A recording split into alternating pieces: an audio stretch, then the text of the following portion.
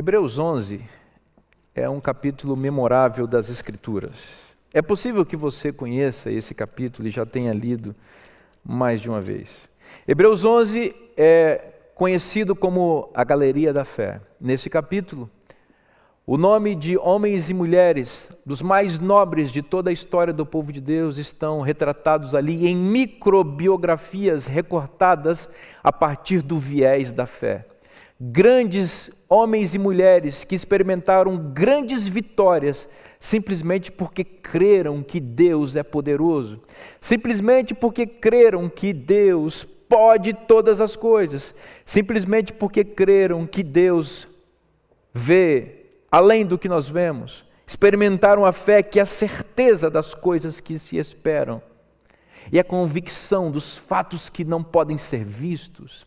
Aqui em Hebreus 11 nós temos gente como Abraão, que foi considerado o pai da fé, um homem poderoso, vitorioso pela fé.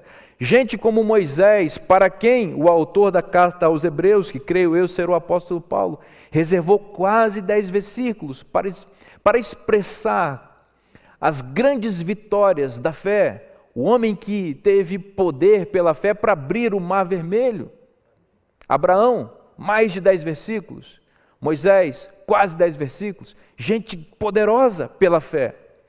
E você sabe que entre os grandes homens do passado, que tem sua história retratada na Bíblia, entre esses grandes homens está o patriarca Jacó. Há uma trindade, entre aspas, patriarcal no Gênesis, formada por Abraão, Isaque e Jacó.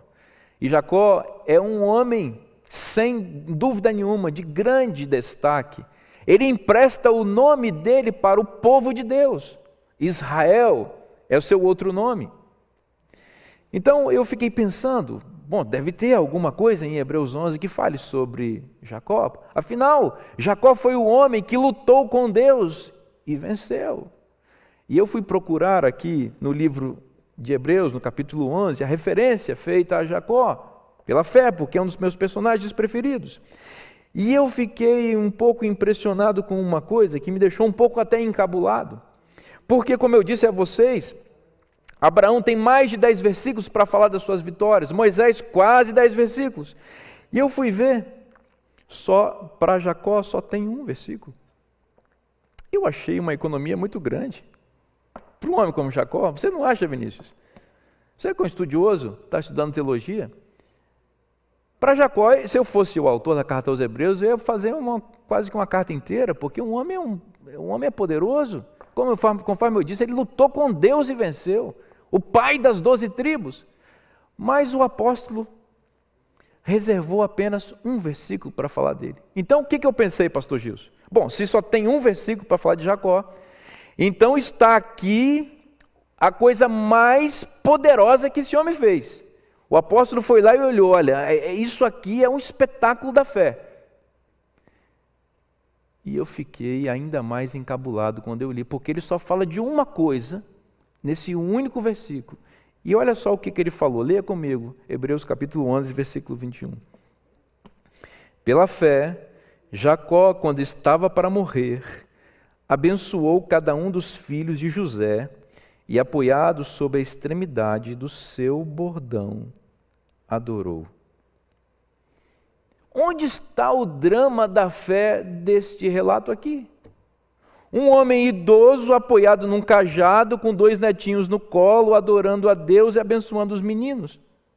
Eu estou falando para você do homem que lutou com o anjo, o Cristo pré-encarnado e venceu. Eu estou falando do homem que emprestou seu nome para as 12 tribos de Israel, o homem que foi pai de José.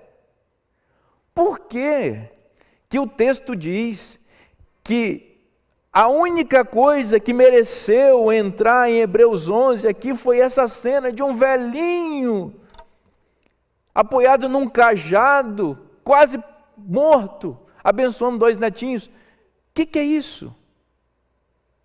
Por que isso? Bom, a Bíblia não erra. Eu vou dizer uma coisa para você. Essa cena aqui que o apóstolo Paulo está colocando em close para nós, é sem dúvida o momento mais vitorioso da vida de Jacó. Foi nesse momento que Jacó venceu o pior inimigo da sua vida. Foi nesse momento que, pela fé, Jacó teve a principal e mais poderosa vitória de sua existência. Você quer saber qual vitória foi essa? Você quer saber qual é o inimigo contra quem ele lutou e venceu neste momento? É um inimigo que talvez você conheça de perto. Se chama ansiedade. Você sabe o que é ansiedade? Já experimentou o que significa esse sentimento? Eu vou dizer para você que Jacó tinha esse problema. Ellen G. White diz no livro Patriarcas e Profetas, na página 177, o seguinte, preste bastante atenção. Jacó pensava sempre mais no futuro do que no presente. Que é uma definição mais simples, mais clássica do que seja ansiedade. O que é ansiedade? É você sair do presente e se projetar para onde? Para o futuro. E deixar de viver as alegrias do presente, a vida no presente. Jacó era uma pessoa fascinada com aquilo que ocorreria no futuro. Jacó era um homem ansioso. Eu quero falar uma coisa para vocês, no entanto, aqui entre parênteses. Então, chega bem pertinho aqui que eu vou falar um negócio no seu ouvido aqui. Para você não achar que o pastor Vinícius está entrando numa seara ou numa área que não é dele. Eu sou pastor. Eu falei para vocês que eu fui professor, amo a língua portuguesa, mas hoje sou pastor e quero viver a minha vida inteira como pastor, quero morrer como pastor. Se não morrer, quero ver Jesus voltar como pastor.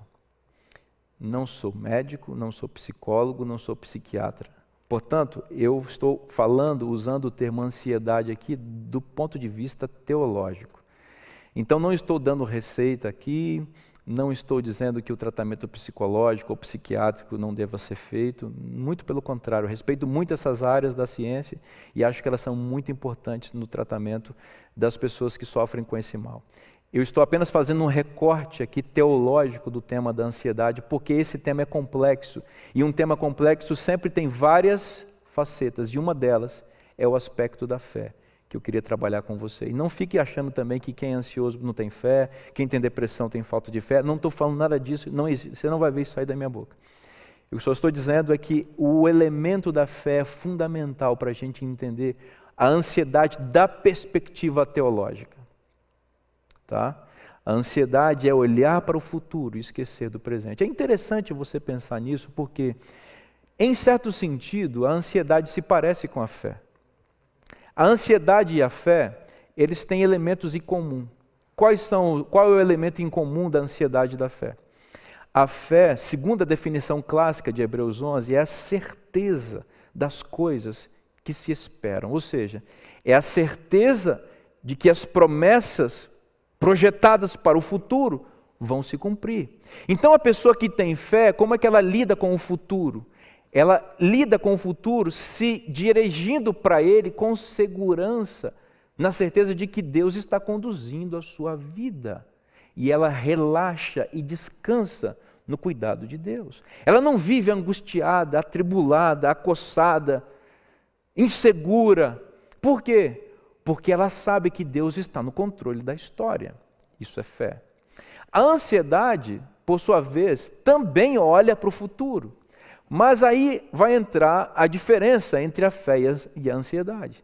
Enquanto a fé olha para o futuro na certeza de que Deus está conduzindo a história, a ansiedade olha para o futuro com incredulidade, com medo, com angústia, com insegurança, com incerteza. Não sabe o que vai acontecer lá, duvida de que Deus tenha condições e capacidade de cumprir a promessa que fez em relação ao futuro.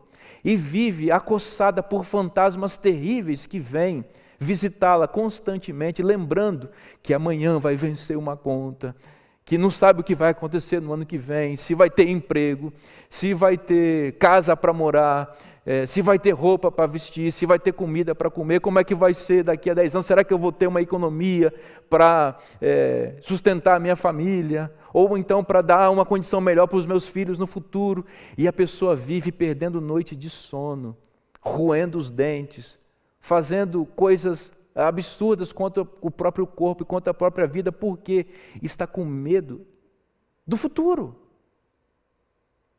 Isso é ansiedade. Então você percebeu que elas são irmãs, a ansiedade e a fé, só que elas têm diferenças em relação. Uma olha para o futuro com segurança e a outra olha para o futuro com insegurança. Bom, eu disse para vocês que nós vamos falar sobre Jacó. E nós vamos dar uma passada assim na vida dele e vamos perceber como é que a ansiedade se instalou e se desenvolveu na vida desse precioso patriarca das Escrituras. Então vamos dizer uma coisa para vocês. A ansiedade foi instalada na vida de Jacó antes de ele nascer. Eu falei isso aqui no domingo, eu creio, na segunda, de que alguns dos nossos problemas mais terríveis, eles estão em nossa vida antes da gente nascer. Mas como assim, pastor? É que eles estão em nossa família. E nós acabamos sendo ambientados nesse contexto desse problema e, por exemplo, ou às vezes até por transmissão biológica, nós somos alcançados por esses problemas de nossos antepassados. Bom, Jacó era filho de uma mulher ansiosa. Qual era o problema da mãe de Jacó? Ela não podia ter filhos num tempo em que as mulheres não tinham filhos, elas eram consideradas secas ou não eram fontes de bênção. As mulheres sonhavam em ter filhos, especialmente filhos homens, porque elas acreditavam que aqueles filhos poderiam, de alguma maneira, estabelecer a linhagem da qual viria a semente que esmagaria a cabeça da serpente. E essa era a profecia de Gênesis 3,15. E uma mulher que não desse à luz filhos, especialmente filhos homens, ela estava fadada a não ser uma bênção para a humanidade. Então, a esposa de Isaac, pai de Jacó, não podia ter filhos. Essa mocinha linda, chamada Rebeca, com quem se casou Isaac, herdeiro das bênçãos patriarcais, pai da descendência da qual viria Cristo. Você prestou atenção no sermão de ontem, você lembra que Isaac foi poupado ali do sacrifício, porque dele viria a bênção. Só que ele casou com uma mulher que não podia ter filhos, e essa mulher estava incomodada com isso, ela não pode ter filhos. E ela vivia pedindo para o marido dela orar por ela, para que ela tivesse filhos, mas os filhos não vinham. Até que um dia, Deus mandou um anjo conversar com ela. E o anjo falou sobre o futuro com ela. Eu vou te falar uma coisa sobre uma pessoa ansiosa.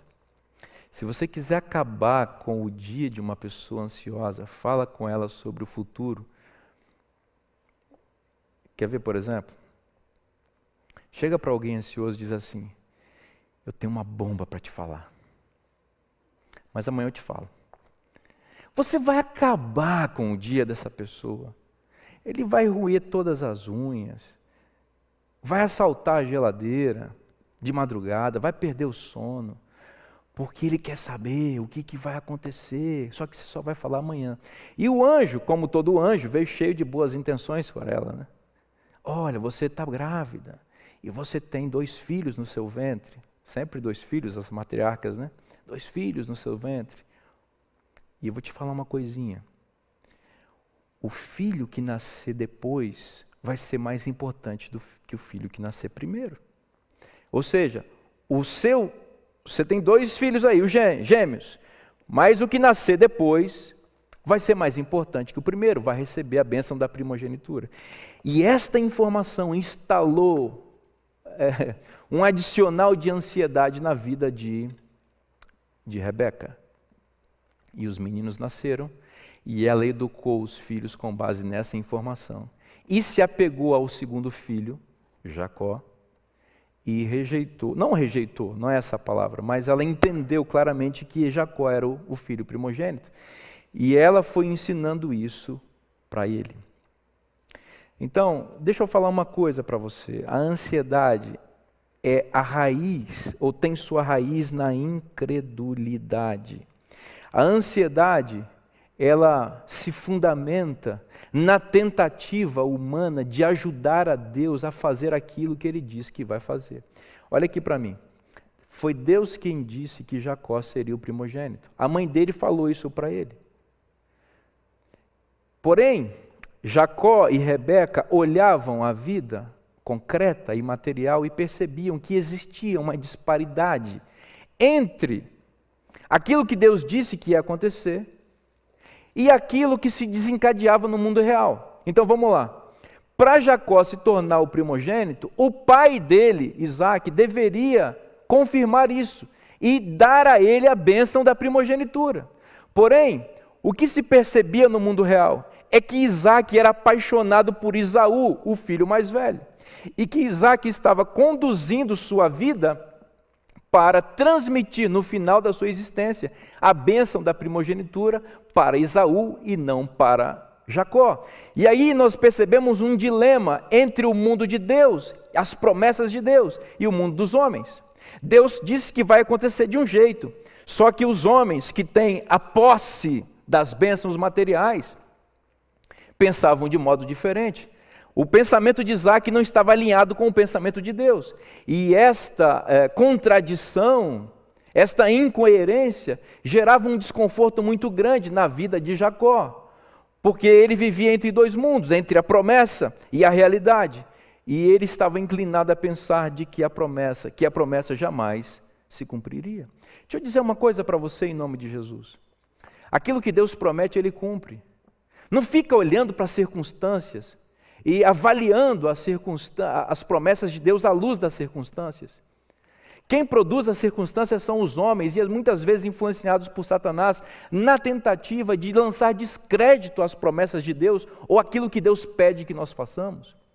Então não tenha medo em crer naquilo que Deus disse que vai acontecer, ou em obedecer aquilo que Deus pediu, quando você está na contramão do mundo. Quando o mundo de Deus é totalmente oposto ao mundo dos homens. Quando você estiver diante desse dilema entre o mundo de Deus e o mundo dos homens, em nome de Cristo eu te peço, fique com aquilo que Deus disse, porque Deus sabe o que vai acontecer e só Deus tem poder de cumprir aquilo que Ele disse que vai fazer, que vai acontecer.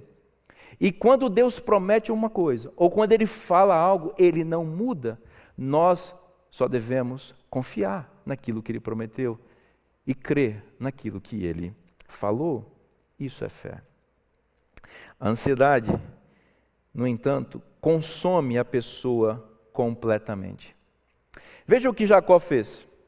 Um dia eles já estavam grandinhos, os dois irmãos, e diz o texto bíblico que Esaú se tornou um caçador bastante viril, e o pai se encantava com as aventuras do filho, quando o filho voltava contando as histórias dos animais que ele caçava, Isaac, e isso enchia o coração do pai. E Isaac era um homem pacato, e provavelmente ele projetava um pouco de falta de coragem, o mesmo de virilidade, naquelas características que o filho tinha. E ele enxergava naquele filho talvez aquilo que ele gostaria de ter sido e não foi. Entre parênteses aqui, você percebe que Isaac tem uma biografia bastante curta na Bíblia, o que mostra que talvez ele não teve tanto protagonismo quanto o seu pai e quanto o seu filho. Então me parece que há uma espécie, agora eu entrando um pouco no campo da psicologia aqui, uma espécie de frustração aqui que é projetada na força do filho Esaú. Então, um dia Esaú está voltando da caça.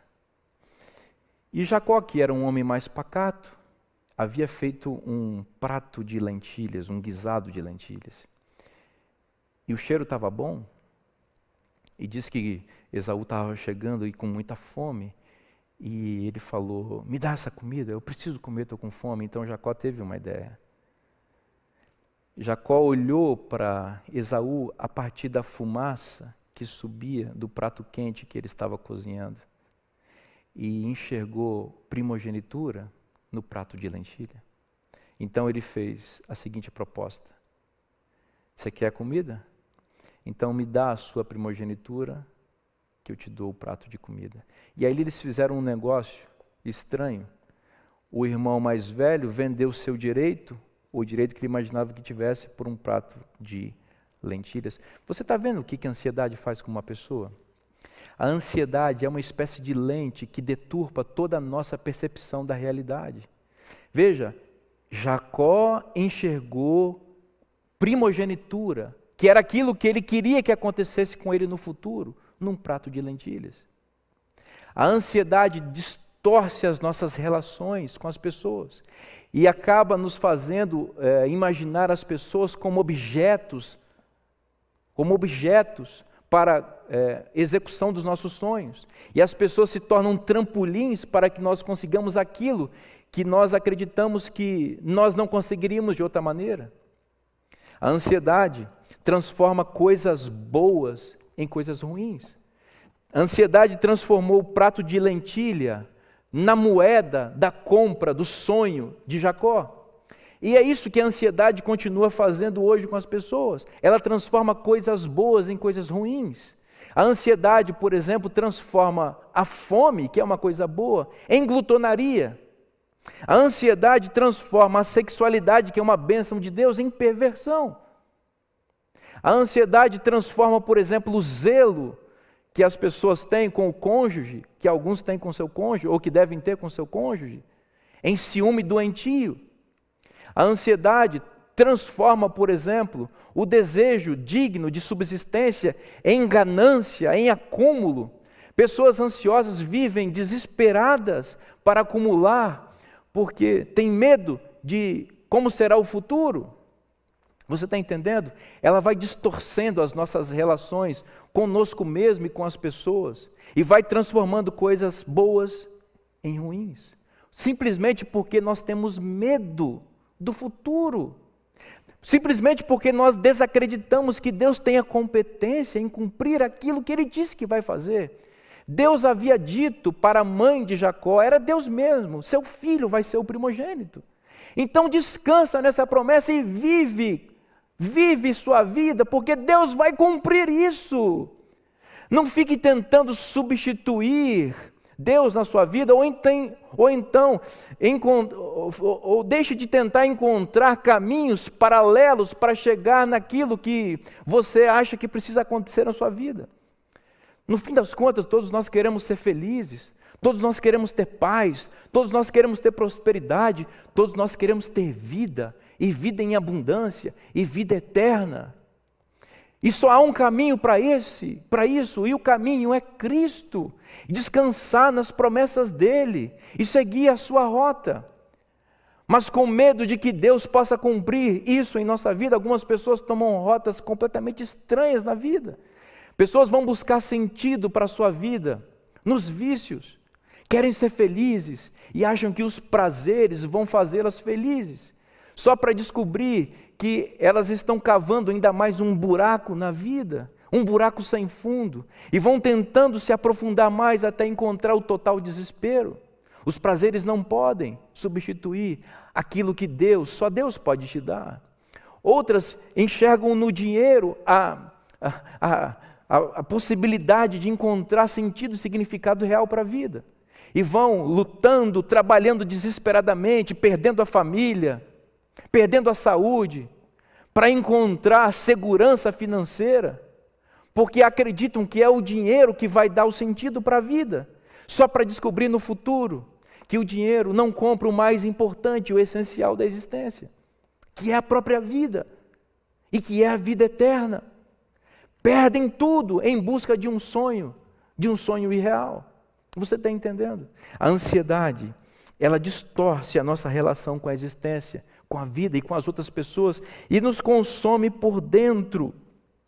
É interessante o que Ellen White diz sobre Jacó, na página 178 do livro Patriarcas e Profetas. Ela diz o seguinte: dia e noite, o assunto da primogenitura ocupava os pensamentos dele, até que se tornou o interesse absorvente de sua vida. Em outras palavras, o texto diz que Jacó se tornou um obcecado pela primogenitura. Ele dormia pensando na primogenitura, ele acordava pensando na primogenitura, ele modulava toda a sua existência com base naquela profecia que ele acreditava que nunca ia se cumprir, porque Deus não ia conseguir fazer, porque seu pai estava decidido a dar a primogenitura para o seu irmão Esaú. Então, ele foi buscar subterfúgios, possibilidades, outros caminhos, a revelia dos planos de Deus para que aquele propósito se cumprisse em sua vida. Não faça isso, meu querido amigo. Confie nas promessas de Deus. Conheça a palavra de Deus. Aqui estão as promessas de Deus para a sua vida. Aqui está aquilo que Deus espera para a sua vida. Aqui está a lei eterna e imutável de Deus. Esta lei, no entanto, quero dizer para você, que tem no centro dela o 4º mandamento, lembra-te do dia do sábado para o santificar, está em direta oposição aos padrões do mundo. Então algumas pessoas dizem assim, eu não posso seguir essa lei e ser feliz nesse mundo. Não dá. Só dá para ser feliz nesse mundo se eu estiver sintonizado com os padrões desse mundo, porque o mundo valoriza quem pensa como eles. Porém, Deus prometeu vida eterna, paz, felicidade para aqueles que confiam no que Ele estabeleceu. Mas pastor, isso significa que eu vou entrar na rota de colisão com o mundo. E daí? O mundo vai passar e eterno só é Deus. Deus prometeu, Deus cumpre. Não tenha medo de ser fiel a Deus. Não tenha medo de obedecer aquilo que Deus falou. Mesmo que venha o mundo inteiro, o diabo inteiro, o inferno inteiro, os demônios todos contra você. Deus estará ao seu lado e Ele cumprirá as promessas que Ele fez. Você está entendendo? O ansioso espiritual é aquele que não acredita que Deus possa cumprir aquilo que prometeu. Ele acha que Deus não tem competência de fazer isso. Então a ansiedade consome a pessoa como um todo e a leva a descrer de Deus. Sabe o que a ansiedade faz mais com alguém? E a história de Jacó nos mostra. A ansiedade cria personalidades falsas. Preste atenção nisso. A ansiedade pecaminosa cria personalidades falsas. Leia comigo, por exemplo, o que está escrito em Gênesis capítulo 27, versículo 18. E aqui nós chegamos a um momento muito importante na vida de Jacó, um momento crucial. Um momento em que seu pai Isaque estava velhinho, já estava cego e estava prestes a conferir a bênção da primogenitura para o seu filho. E é nesse momento que todos os pesadelos de Jacó parecem que estão se efetivando. Tudo aquilo que ele esperava que aconteceria de ruim no futuro está para acontecer, porque seu pai mandou chamar Esaú para dar a Esaú a bênção da primogenitura. Eu até fico imaginando Jacó falando para a mãe dele, está vendo, mãe? Eu não falei para a senhora, eu acho que a senhora se enganou com essa história de primogenitura, meu pai nunca vai dar para mim, ele vai dar para Esaú, e vai ser hoje. Então, a mãe disse, calma meu filho, eu tenho um plano. Lembra que ela é ansiosa, mãe? Eu tenho um plano. Seu irmão vai demorar para chegar com essa caça aí, porque seu pai quer que ele faça um sacrifício, um guisado, e que ele faça isso a partir de algo que ele caçou. Mas eu tenho um plano. Deixa seu irmão ir lá, você vai ali, pega um animalzinho da nossa fazenda, eu vou fazer um prato que seu pai ama, e você vai se vestir com as vestes do seu irmão Esaú, e vai entrar na tenda do seu pai que está cego, e vai se fazer passar por Esaú. Mas mãe, faz o que eu estou mandando, vai dar certo, confie em mim. Para quê, mãe? Para que seu pai lhe dê a bênção. Para que seu pai lhe dê a bênção na primogenitura no lugar de seu irmão. Seu pai está errado. Deus disse que é para você. Então, nós vamos fazer aquilo que Deus mandou. Nós vamos fazer aquilo que Deus mandou. Então, Jacó fez exatamente aquilo que a mãe indicou. Ele se vestiu como Esaú. Esaú era um homem peludo. Então, a mãe pegou o próprio pelo do animal que morreu para produzir aquele alimento sacrificial para o pai, e recobriu a pele do filho, para que quando o pai o apalpasse, imaginasse que fosse Esaú. E Esaú, ou Jacó travestido de Esaú, adentrou a tenda do pai. E diz o capítulo 27, versículo 18, que Isaque fez uma pergunta crucial para Jacó vestido de Esaú. Segundo os psicólogos, algumas pessoas se suicidam quando têm que responder honestamente essa pergunta.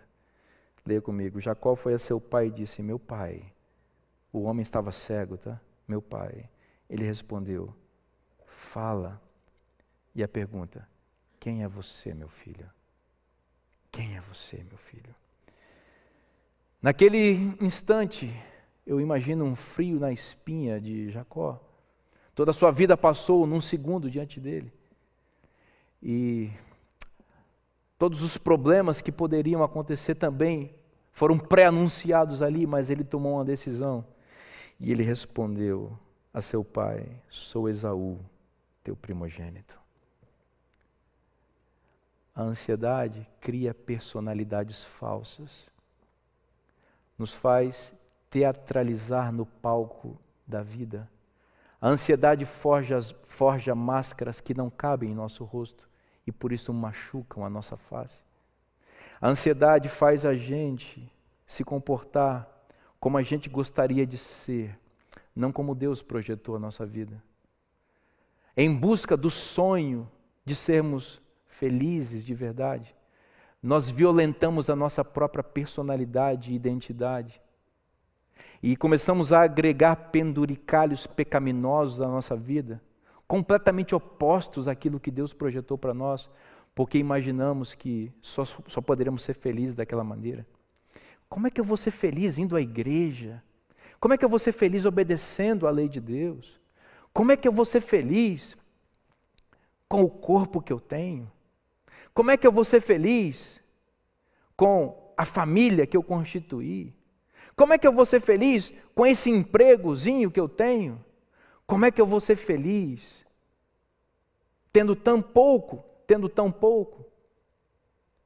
Então, em busca de uma felicidade estranha, algumas pessoas trocam de cônjuge. Com esse homem não dá para viver, o problema da minha vida é esse homem, então trocam de cônjuge.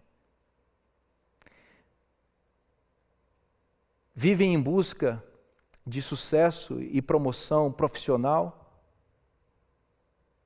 Eu não estou falando que isso seja ruim, eu só estou dizendo que a fonte da felicidade e da prosperidade verdadeira não está nessas coisas.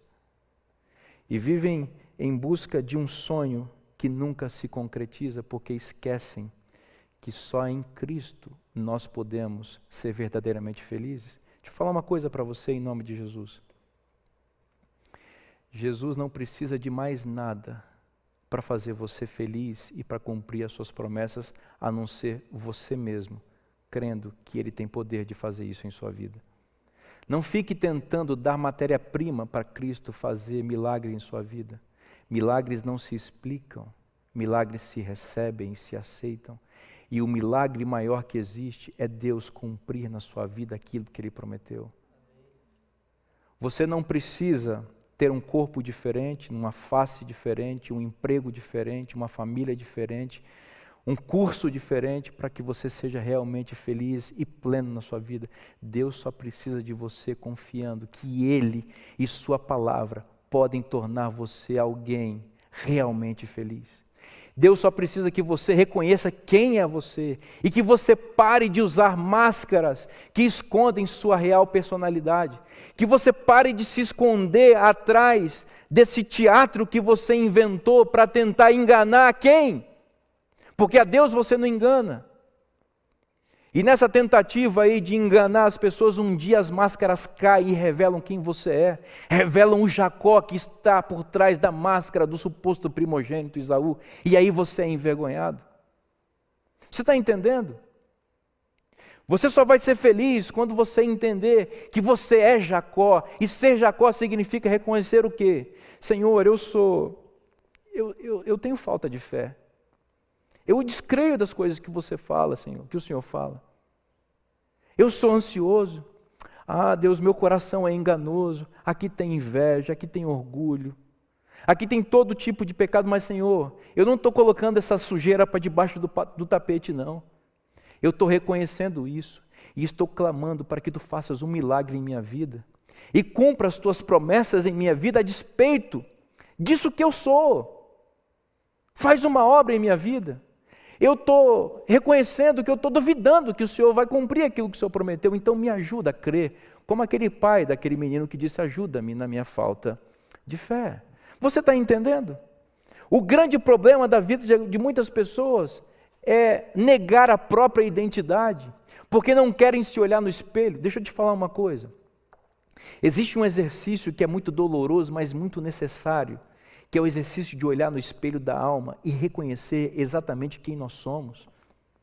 não aquilo que as pessoas acham que nós somos, não aquilo que o Instagram, o Facebook, o Twitter, o WhatsApp vende da nossa imagem, não aquelas fotinhas lindas que nós recortamos de momentos supostamente felizes da nossa vida, que nós postamos na rede social, tentando fazer as pessoas acreditarem que nós somos felizes, não aqueles sorrisos falsos que nós fazemos para selfies, que depois que o clique passa, o sorriso desaparece para revelar angústia, para revelar depressão e insatisfação plena com a real condição. Você está entendendo o que eu estou te falando? Está na hora da gente abrir mão das máscaras de Esaú da nossa vida e reconhecer quem nós somos e ir diante de Deus dizendo: Senhor, olha aqui, tu disseste que eu vou ser feliz, tu disseste que eu terei a vida eterna, mas olha quem eu sou, olha o lixo que eu me tornei. Como é que tu podes fazer isso com uma pessoa como eu? Então faz a tua obra, porque isso é um milagre. Deixa Deus ser Deus na sua vida. Deixa Ele fazer o milagre e para de tentar correr atrás de estratégias humanas para tentar conseguir aquilo que você nunca vai conseguir, porque nada nesse mundo vai conseguir te dar aquilo que Deus prometeu te dar, e Ele tem poder de fazer isso, só Ele tem poder. Então você só vai ser feliz quando abrir mão das máscaras de Esaú do mundo e se colocar nos braços de Jesus, reconhecendo exatamente quem é você. E aí Deus vai fazer a grande obra de transformação na sua vida e vai cumprir as promessas dele em você. Além de criar personalidades falsas, a ansiedade sempre faz a escolha errada. Deixa eu te falar uma coisa aqui, ó, preste atenção. Eu vou olhar para aqui. Preste atenção. A ansiedade sempre faz a escolha errada. Quando você for tomar uma decisão, cuidado com a ansiedade, porque se você estiver ansioso, você vai errar. Por quê? Porque a ansiedade, ela impede você de ler as letras miúdas do contrato. A ansiedade só faz você enxergar aquilo que você quer enxergar. Então, lembre-se disso. A ansiedade sempre faz a escolha errada. Chegamos a um momento crucial da vida de Jacó. Ele teve que fugir da casa do pai, porque ele recebeu a bênção da primogenitura no lugar do irmão, roubando a bênção da primogenitura, e o irmão, que era ímpio, jurou matá-lo. Então ele fugiu, teve que fugir para a casa dos parentes da mãe. Ele era um jovem, e quando ele estava se aproximando da casa dos parentes da mãe dele, ao longe, ele imaginou estar tendo uma miragem. Ele disse: não é possível, estou vendo um avião. Um avião pousado do lado de um poço. Era uma moça lindíssima, que a Bíblia descreve como formosa de porte e de semblante. Vamos lá, tradução na linguagem de hoje. Formosa de porte e de semblante. Cuidado com o que você vai falar, hein? Se você for casado, sua mulher pode te dar um beliscão agora. Formosa de porte e de semblante. Jacó olhou para aquela miragem do lado do poço e disse: é ali que eu vou amarrar o meu camelinho, é ali que eu vou amarrar. Ele não quis saber quem era aquela menina, ele não quis saber quem era o pai dela, não quis saber quem era a mãe dela, não quis saber quem eram os hábitos dela, não quis saber quais eram os hábitos dela, se ela tinha moral, se ela era uma moça cristã, se era uma menina de Deus, se ela era fiel, se ela era namoradeira ou não. Ele não quis saber de nada, ele só olhou para corpo e rosto. E era corpo e rosto que a Bíblia diz, formosa de porte e de semblante. Ele disse: é isso que eu quero. Deixa eu te falar uma coisa. A ansiedade sempre erra porque ela aciona critérios carnais na hora da sua escolha. Entendeu?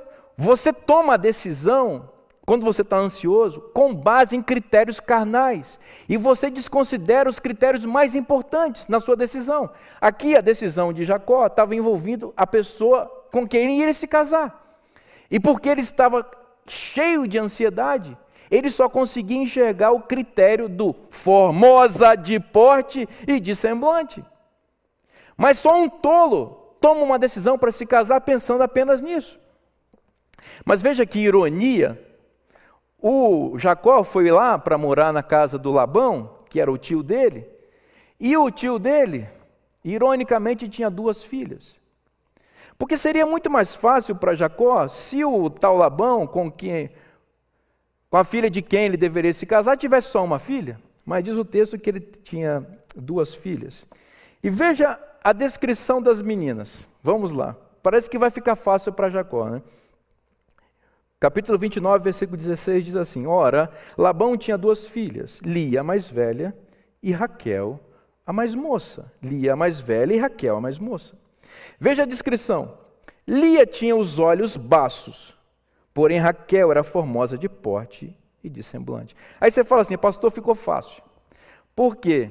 Uma era formosa de porte e de semblante. Com quem que ele vai casar? Com essa. A outra, diz a Bíblia, que tinha olhos baços.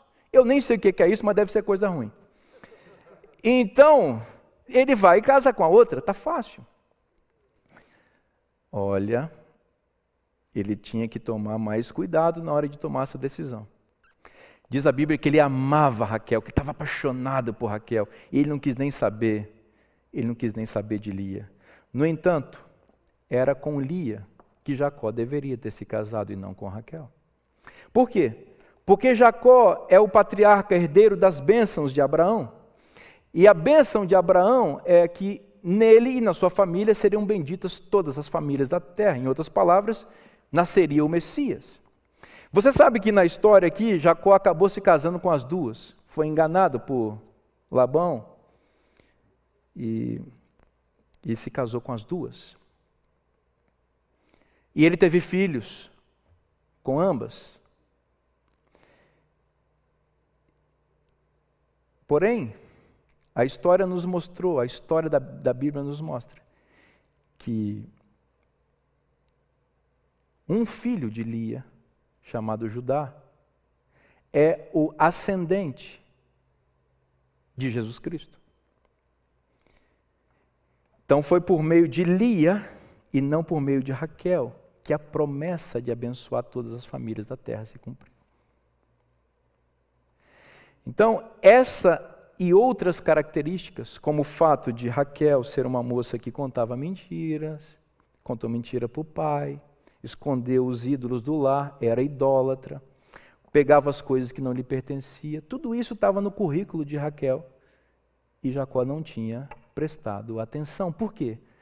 Porque a ansiedade distorce a nossa capacidade de tomar decisões e de fazer boas escolhas. Então, a ansiedade é o grande inimigo da vida de Jacó. Observe o que a ansiedade, o estrago que a ansiedade está fazendo na vida dele. Por causa da ansiedade, ele constituiu uma família disfuncional, altamente disfuncional. Teve 2 esposas e mais concubinas, teve filho com todas. Esses filhos brigavam entre si. Um dos filhos foi vendido pelos irmãos. Tudo isso porque essa ansiedade foi gerando essa tragédia familiar. Por isso que a ansiedade é o pior inimigo contra o qual Jacó está lutando a vida inteira. Veja o que a ansiedade faz mais com uma pessoa. A ansiedade nos coloca para lutar sozinhos contra quem vem para nos abençoar. Um dia Jacó tem que abandonar a casa do sogro para voltar para a casa do pai, e ele tem família, ele tem bens. E ele fica sabendo que no seu trajeto, no seu caminho, interpondo-se a ele, vem seu irmão Esaú, com 400 homens, jihadistas do Estado Islâmico, que vem para cortar cabeças, para se vingar daquilo que Jacó fizera décadas anteriores. E Jacó agora está no ápice da sua ansiedade, então ele vai orar ansiosamente, porque é possível também você orar ansiosamente. E ele vai orar, e está desesperado. E na sua oração, sabe quem aparece? Cristo pré-encarnado. Jesus apareceu. Jesus apareceu e colocou a mão no ombro dele. Jesus colocou a mão no ombro dele para abençoá-lo. Mas quando Jesus colocou a mão pesada de Deus no ombro dele, ele achou que aquela mão era a mão de um homem. E não só de um homem, de um inimigo que viera para matá-lo e para roubá-lo. E a ansiedade impediu Jacó de enxergar Cristo que lhe veio abençoar.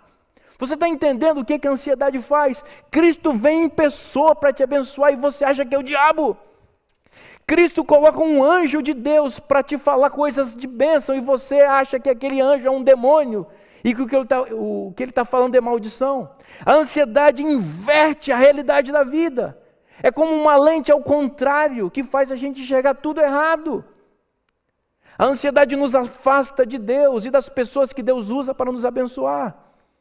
A ansiedade faz a gente achar que está no controle da vida, que a gente sabe o que tem que fazer para chegar num futuro melhor. E que Deus e ninguém mais pode nos ajudar e pode nos aconselhar.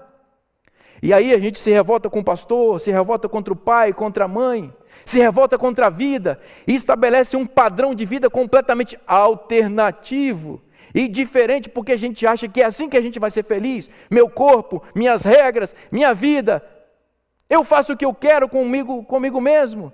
Eu sei o que eu vou vestir, o que eu vou comer, o que eu posso fazer, e para com esse negócio de dizer o que eu tenho que fazer ou não.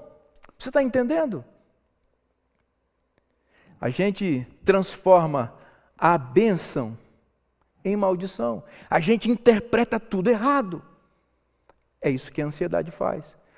No fim das contas, é alguém tentando estabelecer um caminho para chegar no mesmo destino que Deus estabeleceu, que é a felicidade plena.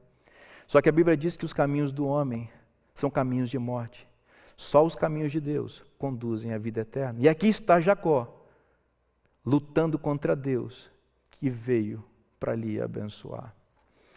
Bom, a ansiedade cria monstros terríveis, aumenta excessivamente os nossos problemas. É verdade que Esaú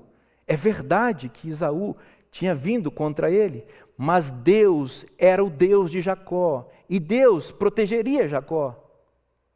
Ele deveria confiar nessas bênçãos. Então, depois de lutar com o anjo a noite inteira, depois de o anjo ter que lhe ferir a perna e deixá-lo mancando como marca de que ele deveria aprender a confiar em Deus, depois daquela noite de luta, ele que estava imaginando que o seu irmão Esaú fosse um monstro, quando ele se encontrou com Esaú no dia seguinte, ele olhou para Esaú e disse: eu vejo a tua face como se visse a face do próprio Deus. Olha como mudou. A ansiedade transforma os problemas e agiganta os problemas, e a fé faz os problemas diminuírem e nos revelam que nossos monstros com os quais lutamos são, na verdade, monstros de fumaça. Eles não têm matéria, eles só assustam, mas nós podemos enfrentá-los pelo poder de Deus e na fé na palavra de Deus. O que a ansiedade mais faz com uma pessoa? A ansiedade nos coloca para lutar sozinhos, sem Deus, e nos impede de perceber a presença maravilhosa do Senhor.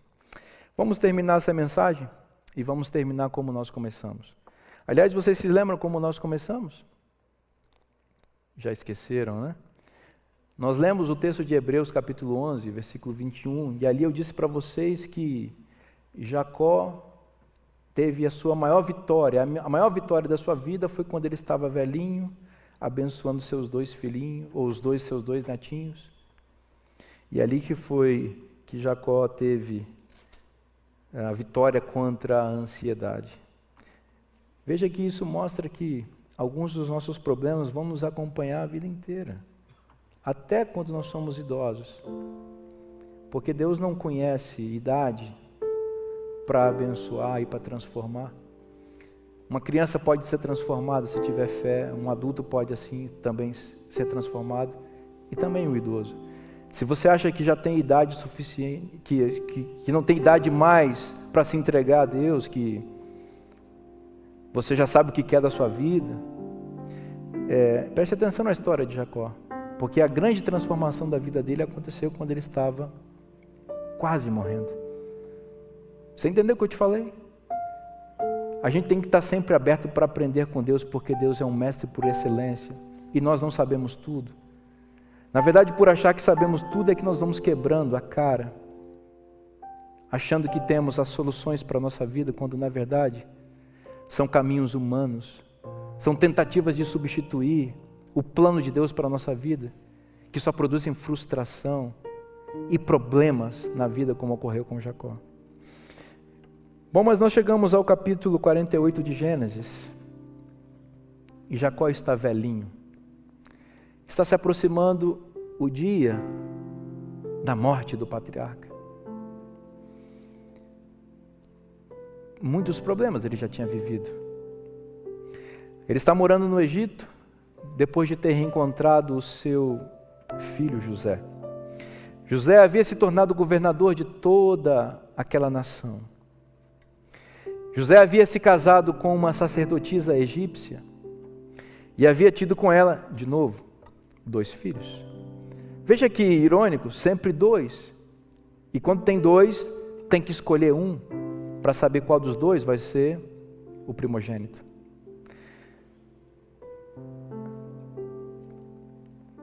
José tem uma atitude lindíssima. Ele fala assim: pai, eu sou governador do Egito, mas eu sou um príncipe de Canaã. Eu tive filhos no Egito, pai, mas eu não quero que os meus filhos herdem os tesouros do Egito. Pai, eu quero que os meus filhos sejam teus filhos. Eu quero que os filhos de José, o governador do Egito, se tornem filhos de Israel, o príncipe de Canaã. Então, pai, adota os meus filhos. Coloca os meus filhos no seu testamento, para que eles abram mão das riquezas do Egito, dos prazeres transitórios do pecado, para ter as bênçãos prometidas a Abraão, a Isaac e a Jacó. Coloca os meus filhos no teu testamento, pai. E ali eles fazem um pacto, e a adoção dos filhos é feita. E Manassés, o mais velho, e Efraim, o mais novo, os 2 filhos de José, são dados a Jacó. Então agora, como filhos de Jacó, eles precisam receber a bênção. Mas como são 2, um mais velho e o mais novo, é preciso definir qual dos 2 vai receber a bênção principal. Você está lembrando que o problema maior da vida de Jacó foi esse, né? Ele tinha um outro irmão, que era o mais velho, que receberia a bênção principal, segundo o pai pensava, e ele lutava para receber aquela bênção, e agora está ali, a cena se repetindo mais uma vez. Então José organizou a fila da bênção. O que ele fez? O pai estava velhinho, os 2 netinhos no colo, uma cena linda familiar. E José colocou o filho mais velho, Manassés, diante da mão direita de Jacó, porque era com a mão direita que a bênção da primogenitura ia ser dada. E colocou o filho mais novo, Efraim, diante da mão esquerda de Jacó, porque Efraim receberia a bênção secundária. Eu vou ler o texto bíblico para vocês, porque o texto é belíssimo. Gênesis 48, versículo 11. Então disse Israel a José: eu não cuidava ver o teu rosto, e eis que Deus me fez ver os teus filhos também. E José, tirando dentre os joelhos de seu pai, inclinou-se à terra diante da sua face. Depois tomou José a ambos, a Efraim na sua mão direita, à esquerda de Israel, e a Manassés na sua esquerda, à direita de Israel, e fê-los chegar a ele. Mas Israel estendeu a mão direita e a pôs sobre a cabeça de Efraim, que era o mais novo, e a sua esquerda sobre a cabeça de Manassés, cruzando assim as mãos, não obstante ser Manassés o primogênito. Você está entendendo o que está acontecendo aqui? Jacó era um profeta, exatamente como seu pai, Isaac, também o era. E a bênção da primogenitura não era algo que era do arbítrio e da vontade do patriarca. Ele poderia até desejar abençoar alguma pessoa, mas aquelas bênçãos eram palavras que vinham direto do trono de Deus, e Deus só proferiria aquelas palavras para a pessoa certa. Então, no momento em que o idoso patriarca levantou as mãos para abençoar os 2 filhinhos de José, que agora eram seus filhos,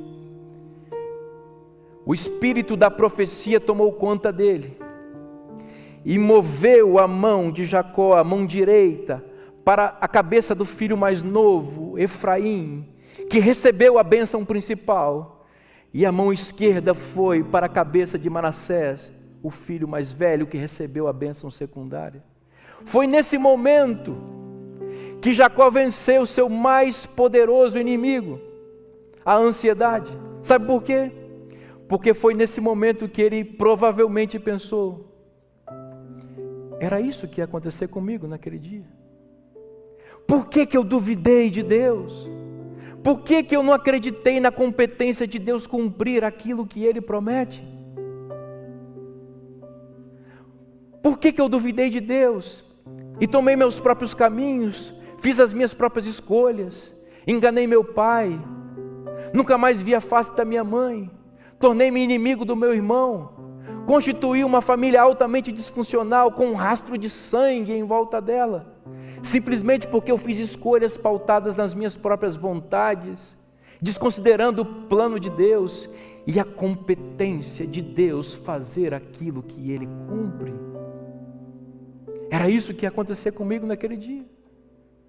Quando eu e meu irmão entrássemos na tenda do meu pai, eu como Jacó, ele como Esaú, meu pai com vontade de abençoar Esaú, na hora que ele fosse abençoar Esaú, o espírito da profecia ia cumprir a promessa e ia mover o braço do meu pai para que a bênção que Deus prometeu que seria minha se tornasse realidade. Era isso que ia acontecer. Você está entendendo o que Deus está me pedindo para te falar nessa noite? Não duvide de Deus. O que Deus promete, Ele cumpre. O que Deus promete, Ele cumpre. Deus é Deus. E nós não podemos e nem devemos seguir caminhos diferentes daqueles que Ele traçou para a nossa vida. Ele nos dá o livre-arbítrio. Nós temos o direito de escolher, mas como fazemos diferente da sua vontade, nos frustramos, nos machucamos. Até o momento em que nós encontramos com as resoluções, com as reorganizações de rota que Ele faz da nossa vida para nos salvar, porque Ele nos ama. Nessa noite, certamente eu estou falando para pessoas que estão lutando contra os planos e os desígnios de Deus, estão descrendo das promessas, não creem que Deus tem competência de fazer aquilo que prometeu, que duvidam da palavra de Deus e querem tentar uma verdade alternativa àquilo que está escrito, porque tem medo de se confrontar com o mundo dos homens versus o mundo de Deus. Ah, meu querido, minha querida, o convite de Deus para você nessa noite é: creia em mim, deixa eu ser seu Deus, deixa eu dizer para você o que você tem que fazer, e você vai ser feliz. Não tenha medo, eu estou contigo, eu sou o teu pastor, e nada te faltará. Mas pastor Vinícius, eu tenho medo. Deixa eu dizer uma coisa para você: nunca vi um justo desamparado, nem a sua descendência mendigar um pão. Deixa eu dizer mais para você: entrega teu caminho ao Senhor, confia nele, e o mais Ele fará. Deixa eu dizer mais para você: hoje, se ouvirdes a voz de Deus, não endureça seu coração, não endureçais o vosso coração. Deus te ama, Ele quer te salvar. Eu tenho certeza que Deus está falando para pessoas hoje assim: filho, o que falta para você tomar a decisão para o batismo? Ah, o que falta porque eu tenho medo de não ter emprego, eu tenho medo de ser demitido, eu tenho medo do que vão dizer de mim, eu tenho medo da minha família não entender minha decisão. Deixa Deus ser Deus. Se joga nos braços dEle. Se jogar nos braços de Deus significa que Ele vai te pegar, Ele vai te salvar, Ele vai te conduzir. Você vai passar por caminhos difíceis, por vales sombrios muitas vezes, mas a vara e o cajado do grande pastor nos confortam, nos consolam, nos orientam, nos disciplinam e nos fazem chegar a pastos verdejantes. Quando a gente escolhe rotas alternativas, diferentes daquelas que Deus traçou, nós nos machucamos. O bom pastor vai em busca de nós. E mesmo que nós estejamos velhinhos, apoiados no cajado, com 2 netinhos no colo, olhando para trás e vendo a vida com frustração, achando que não tem mais solução, Deus se revela mais uma vez e diz: filho, olha aqui, eu te amo, Só creia em mim, que eu vou transformar uma coisa simples da sua vida em algo extraordinário, memorável, que todo mundo vai lembrar e vai perceber o poder, o meu poder exercido em sua vida. Hoje Deus está te chamando. Vem para Jesus. Descansa nele. Confia nele. Entrega teu caminho ao Senhor. Escreve aí: eu sou de Jesus. Eu confio em Jesus. Ele é meu. Eu confio nos planos dele. Renuncio os caminhos do mundo e resolvo me dedicar à palavra de Deus, porque aqui eu encontrei o caminho da salvação. Vou chamar minha equipe missionária mais uma vez para vir aqui. E a Ariane vai cantar uma música. E enquanto ela estiver cantando essa música, eu gostaria que você tomasse uma decisão, que você fizesse a escolha mais importante da sua vida. A escolha de dizer que Deus é quem dirige sua existência. E que você, mesmo sem entender muitas coisas, resolve seguir esse caminho. Pastor, mas eu preciso conhecer a palavra. Então, estude a palavra de Deus. Tem gente que quer estudar com você. Pastor, eu já estudei a palavra de Deus. Eu entendi que a igreja adventista é o caminho de Deus. É o povo remanescente da profecia. Então, o que está esperando? Aqui tem tanque. No tanque tem água. E aqui tem pastor. E lá no céu tem Deus. E tem livro da vida para escrever seu nome lá. É só você tomar essa decisão e fazer essa escolha. Pastor, eu conheço esse caminho, eu já fui desse caminho, eu já fui batizado, mas eu me afastei desse caminho. E o que tem isso? Vai continuar no erro? Vai continuar quebrando a cara, achando que você tem solução para a sua própria vida, que você pode dirigir seus próprios rumos? Vem para Jesus. Volta para Cristo. Aqui tem tanque, tem água, tem pastor, no céu tem livro, tem Deus, tem Jesus, tem Espírito Santo.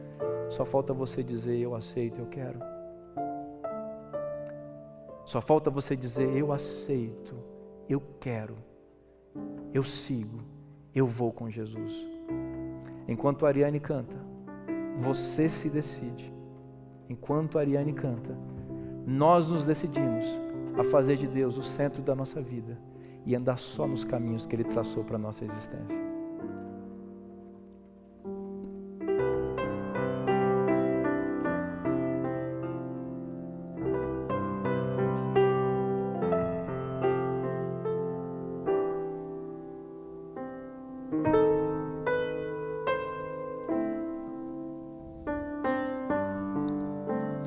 Quando só em pensamento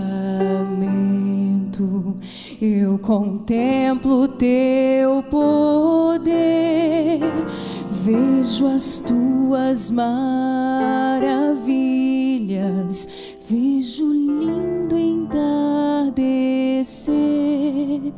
Me pergunto assim calado, o que eu fiz pra merecer esse amor tão declarado, esse dom que vem de Deus. Meu desejo é ser leal, meu desejo é ser fiel, é viver o dia a dia, já sonhando com o céu. Se amigos meus me deixarem e do teu nome até zombarem, ainda assim eu não te deixarei. E como fez Jacó, eu não te deixarei, se não me abençoares, Senhor.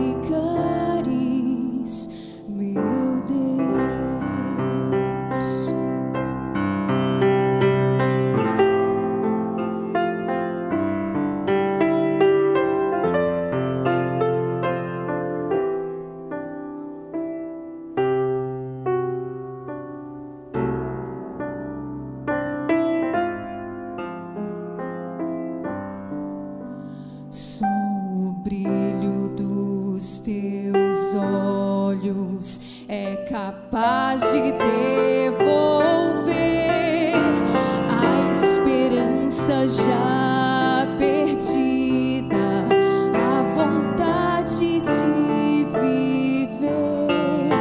Só teu braço tão amigo é capaz de me envolver no calor do teu abrigo, onde posso me esconder. Meu desejo é ser leal, meu desejo é ser fiel, é viver o dia a dia, já sonhando com o céu. Se amigos meus me deixarem e do teu nome até zombarem, ainda assim eu não te deixarei.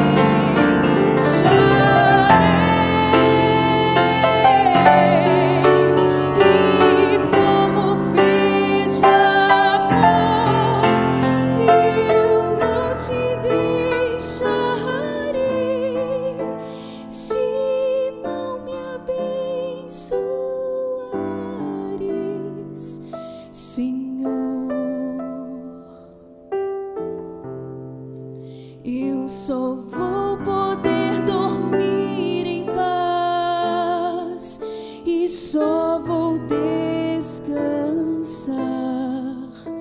se comigo tu ficares, meu Deus. Amém. Seja o nome do Senhor. Eu só vou poder dormir em paz se comigo tu ficares, meu Deus. Deus vai ficar com você. Resolva ficar com Ele e você vai ter a paz. Faça de Deus o teu Deus. Siga o caminho de Deus e a rota de Deus e você vai encontrar a felicidade que tanto procura. Ore comigo agora. Nosso Deus e nosso Pai, obrigado pela Tua palavra.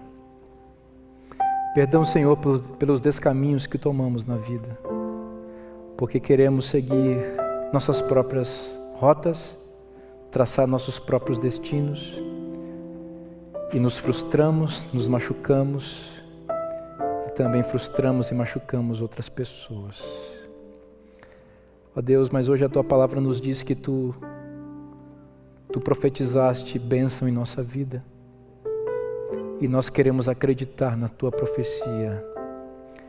Nós queremos seguir os Teus caminhos, obedecer a Tua palavra, fazer de Ti o centro de nossa existência, para encontrarmos felicidade real, ainda que andarmos no vale da sombra e da morte, ainda que na rota de colisão com o mundo dos homens, mas é muito bom estar ao Teu lado. Nós chegaremos no porto seguro. Recebe as decisões que estão sendo tomadas nesse momento, Senhor. Escreve essas decisões e faz com que essas decisões sejam concretizadas por meio do batismo, do estudo da Tua palavra e do rebatismo, para que o céu seja povoado de gente que crê realmente no Teu nome, gente que ouviu a Tua voz, creu no Teu nome e obedeceu a Tua palavra. Nos despede em paz nessa noite e nos traz amanhã, Senhor, para ouvir a Tua palavra, é o que te pedimos mais uma vez, em nome de Jesus. Amém.